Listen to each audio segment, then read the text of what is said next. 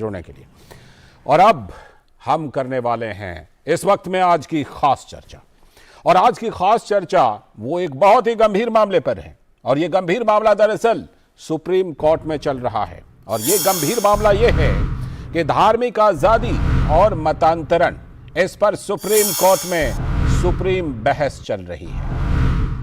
मतांतरण यानी कि धर्मांतरण और धार्मिक आजादी में क्या फर्क है? धार्मिक स्वतंत्रता और धर्म परिवर्तन को लेकर वर्षों से छिड़ी बहस को लेकर एक का PIL सुप्रीम कोर्ट में है, जनहित याचिका। सुप्रीम कोर्ट में मामले की सुनवाई के बीच केंद्र सरकार का हलफनामा भी सामने आया है। तो केंद्र सरकार ने अपने पक्ष में कहा है, अपना पक्ष देते हुए, कि धोखे, लालच और जबरन धर्मांतरण के मामले में केंद्र सरकार ने अपना स्पष्टीकरण दिया है और कहा है कि धार्मिक स्वतंत्रता का मतलब मतांतरण नहीं है। यह केंद्र सरकार ने अपना पक्ष सुप्रीम कोर्ट में रखा है। धार्मिक स्वतंत्रता के अधिकार में अन्य लोगों को एक निश्चित धर्म में मतांतरित करना मौलिक अधिकार नहीं है। ये केंद्र का रुख है। आर्थिक और सामाजिक रूप से पिछड़े कमजोर लोगों, महिलाओं और वंचितों के अधिकारों के संरक्षण और जबरन धर्मांतरण रोकने के लिए कानून जरूरी है। पब्लिक ऑर्डर राज्य की सूची में है और कुछ राज्य सरकारों के पास जबरन धर्मांतरण रोकने के लिए कानून भी है। सामाजिक संगठनों के भी अपने तर्क हैं, जैसे कि भारत का विभाजन इसी धर्मांतरण के कारण ही हुआ था 1947 में। जम्मू कश्मीर, पूर्वोत्तर, पश्चिम बंगाल और केरल में मतांतरण के कारण ही सामाजिक समस्या उत्पन्न हो गई है। और यह समस्या यही है कि देश के कई राज्यों और इलाकों में जो मूल निवासी हैं वही अब अल्पसंख्यक बन गए हैं, बन रहे हैं, कई जगह बन चुके हैं। देश का संविधान सबको अपनी आस्था और विश्वास का पालन करने की अनुमति देता है, लेकिन बड़ा सवाल यह है कि जब ऐसी अनुमति है सभी को, जब सभी को धार्मिक आजादी मिली है, तो फिर धर्मांतरण की घटना होती ही क्यों है? ये बड़ा सवाल है। इसी सवाल पर आज हम चर्चा करने वाले हैं। और खास तौर पर इस चर्चा में हमारे साथ हमारे संवाददाता विकास सारथी जुड़ेंगे, जो सुप्रीम कोर्ट में मामलों को देखते हैं, और साथ ही हमारे साथ दो खास मेहमान भी जुड़ रहे हैं। विनोद बंसल जी हैं, प्रवक्ता विश्व हिंदू परिषद के, बहुत बहुत स्वागत सर। और साथ में मौलाना नदीमुद्दीन साहब हैं, बहुत बहुत स्वागत, जो कि हमारे साथ जुड़े हुए हैं हैदराबाद से। मौलाना नदीमुद्दीन साहब, बहुत बहुत स्वागत, खैर मकदम आप सभी का। मैं शुरुआत करता हूं सबसे पहले अपने संवाददाता विकास से। विकास, ये सुप्रीम बहस चल रही है। हम जानते हैं कि चाहे धर्मांतरण को लेकर कानून की बात हो, अगर मैं ठीक से याद करूं तो अटल बिहारी वाजपेयी की जब सरकार थी उस समय भी इस पर मामला आया था, और अब जाकर के एक जनहित याचिका के जरिए ये सुनवाई हो रही है सुप्रीम कोर्ट में। कौन कौन प्रमुख रूप से पक्ष हैं विकास इस मामले में? जी लालचंद जी, अगर हम जनहित याचिका की बात करें तो ये याचिका अश्विनी कुमार उपाध्याय, जो वकील भी हैं और बीजेपी के सदस्य भी हैं, उनकी तरफ से दाखिल की गई थी। और इसमें जो पक्षकारों की हम बात करें तो इसमें मुख्य रूप से तो हालांकि उन्होंने भारत सरकार को, यूनियन ऑफ इंडिया को पक्षकार बनाया है, बाकी सभी राज्यों को भी इस पे अपने जवाब देने को भी पार्टी बनाने की बात उन्होंने कही थी। लेकिन जो मुख्य मांग है वो केंद्र से की है उन्होंने यूनियन गवर्नमेंट से मांग की है कि इसको लेकर के सरकार कोई कानून बनाए। और अगर हम बात करें पिछली सुनवाई पर भी आप याद करें कि सुप्रीम कोर्ट ने काफी कड़ी टिप्पणियां की थी और ये कहा था कि ये बेहद खतरनाक स्थिति है और इससे एक किस्म का असंतुलन भी कुछ राज्यों में पैदा हुआ है। तो जो दबाव या प्रलोभन से धर्मांतरण हो रहा है उसको लेकर के सुप्रीम कोर्ट ने सख्त टिप्पणी की थी और उसके बाद केंद्र से ये कहा था कि वो अपना जवाब दाखिल करे।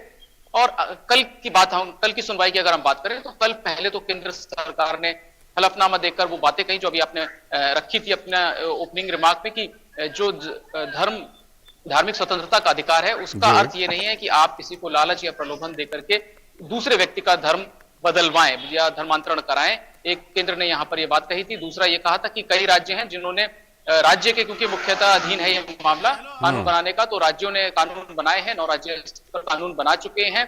और इसके अलावा केंद्र ने यह भी कहा था कि जो धार्मिक स्वतंत्रता है उसका मतलब यह है कि आप अपनी धार्मिक शिक्षाओं का प्रचार प्रसार करें, उसके जरिए लोगों को अपने धर्म की जानकारी दें, ना कि प्रलोभन या दबाव देकर के धर्मांतरण कराएं। हालांकि कल केंद्र ने एक बात और भी कही थी कि वो आगे एक विस्तृत हलफनामा भी इस मामले में दायर कर सकता है, और ऐसा ही हुआ भी, क्योंकि सुप्रीम कोर्ट ने कल ये कहा केंद्र से कि वो एक और हलफनामा, एक पूरक हलफनामा दायर करे और राज्यवार आंकड़े सुप्रीम कोर्ट को मुहैया कराए।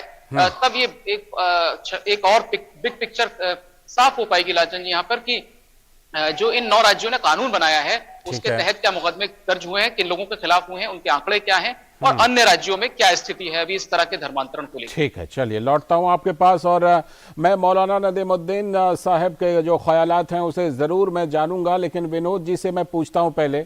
विनोद जी ये बताइए, विनोद बंसल साहब, कि ये क्यों, इसकी जरूरत क्यों पड़ रही है, जब मान लीजिए धार्मिक आजादी है, प्रचार प्रसार का अधिकार है, तो इसके लिए जनहित याचिका डाल करके इसको रोकने की जरूरत क्यों महसूस हो रही है विनोद बंसल जी? देखिए, देश की आजादी का अमृत महोत्सव इस समय देश मना रहा है, और आपको पता है कि बड़ा दुर्भाग्य का विषय है कि देश के 75 वर्ष होने पर भी आज हम धर्मांतरण के अभिशाप से मुक्त नहीं हुए हैं। और आप देखिए, जो भारत का तथाकथित अल्पसंख्यक समुदाय है, लगातार बहुसंख्यक समुदाय के ऊपर हमलावर है, उसके धर्म के ऊपर, उसकी संस्कृति के ऊपर, उसके मान्यताओं के ऊपर, उसके पूज्य संतों के ऊपर, उनके आस्था केंद्रों के ऊपर, और अब धर्म के ऊपर भी सीधा सीधा आघात कर रहा है। और इसी कारण जो है, जो देश का जो मूल चरित्र चेहरा है, वो भी बड़े पैमाने पर बदलाव की ओर बढ़ रहा है। आप देखिए कि जो लोग कहते हैं कि लफ्जियात नहीं होता, क्या होता है लफ्जियात, तो मैं उनको कुछ आंकड़े बताना चाहता हूँ। अगर लफ्जियात नहीं था तो आखिरकार मेरठ का साकिब अमन क्यों बना, आगरा का इकराना रवि क्यों बना, रांची का रकीबुल रंजीत क्यों बना, सीकर का इमराना कबीर क्यों बना, बरेली का खालिद जो है अमन क्यों बना, मेरठ का फैजल सोनू क्यों बना, और नौबस्ता का फतेह खान आर्यन और मुंबई का अजमल अजय क्यों बना। और इन सब लोगों ने कभी किसी मीना को अमीना बनाया, तो किसी ने निधि को नादिया बना दिया, किसी को पूजा को जोया बना दिया, याचिका को आलिया बना दिया, अंजलि को आयशा बना दिया। तो ऐसे एक बड़ी लंबी फहरिस्त है जी। अच्छा, ये बताइए, जिहाद और धर्मांतरण के अभिशाप के कारण देश के अंदर एक विद्वेष पैदा हो रहा है। हाँ। और 2 समुदायों के बीच में, 3 समुदायों के बीच में एक संघर्ष की स्थिति निर्माण हो रही है। इसलिए धर्मांतरण पर पूर्ण विराम लगाना बहुत जरूरी है। इल्लीगल तर्क रोक की हम बात कर रहे हैं, ठीक है, किसी को धर्म के प्रचार की अनुमति के लिए बात नहीं कर रहे हैं। बिल्कुल धर्मांतरण का अधिकार किसी को नहीं दिया जा सकता। मैं लौटता हूं आपके पास विनोद जी, मैं मौलाना नदीमुद्दीन साहब का नजरिया ले लेता हूं। नदीमुद्दीन साहब, एक बात तो हम जहां तक जानते हैं कि जो हमारी धार्मिक पुस्तकें हैं, किताबें हैं, वो कहीं से ये बात नहीं कहती कि किसी को उसके जबरन उसका जो है वो आप उसका धर्मांतरण करें, उसको एक अलग मजहब में ले आएं। लेकिन फिर भी क्या कुछ लोग गलत व्याख्या करके इस तरह का काम करते हैं, जिसकी वजह से या जिसके खिलाफ विनोद जी बोल रहे हैं कि ऐसा नहीं होना चाहिए, और जिसके लिए सुप्रीम कोर्ट में ये बहस चल रही है? नदीमुद्दीन साहब, देखिए, कौन किस धर्म में रहेगा, कौन किस धर्म में जाएगा, हाँ, ये उसका मौलिक अधिकार है। ठीक है। और इस देश के संविधान ने आजादी दिया है कि आप अपने धर्म का प्रचार प्रसार कर सकते हैं, या आप किस धर्म में रहेंगे आपका अधिकार है। मगर जहां तक जबरदस्ती की बात है, कुरान कहता है कि ला युकल्लिफुल्लाहु नफ्सन इल्ला वुसअहा। बिल्कुल, आप किसी को जबरदस्ती किसी का धर्म परिवर्तन नहीं कर सकते, कन्वर्जन नहीं करा सकते। जहां तक लव जिहाद की बात है, बहुत सारे मुस्लिम लड़कियां भी हिंदू लोगों से शादी करते हैं। यही आरएसएस है, बजरंग दल है, घर वापसी की बात करते हैं। अरे सुनिए तो पहले, आप बोल चुके, मैं आपके बीच में तो इंटरप्ट नहीं किया। ठीक है, पहले आप अपना नजरिया रखिए। सुनिए, देखिए, जबरदस्ती मैं कहता हूँ कि किसी को भी जबरदस्ती आप धर्म परिवर्तन नहीं कर सकते।